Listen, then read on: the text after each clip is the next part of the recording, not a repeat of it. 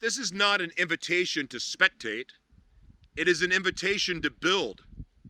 The mission does not need more applause. The mission needs builders.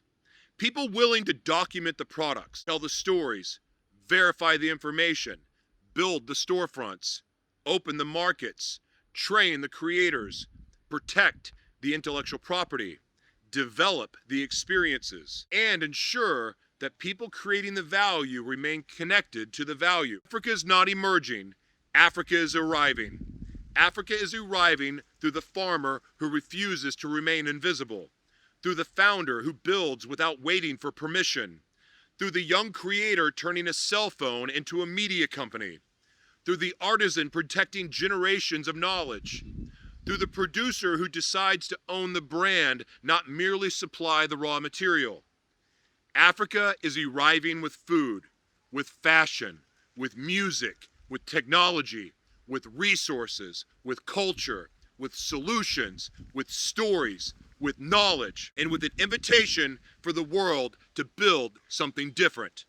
Not extraction disguised as partnership, not charity disguised as control, not exposure that leaves the creator invisible, but trade built on dignity, media built on ownership, partnership built on transparency, tourism built on respect, investment built on relationship, and marketplaces built to ensure that value does not abandon the people who created it. Imagine opening one platform and journeying across Africa, meeting a cocoa farmer in Cameroon, discovering a coffee producer in Uganda, visiting a fashion designer in Ghana, learning from an agriculture innovator in Kenya, hearing music from Nigeria, experiencing technology from Rwanda, discovering tourism opportunities across the continent, purchasing products directly from African entrepreneurs, and understanding the people, places, and cultures behind everything you see.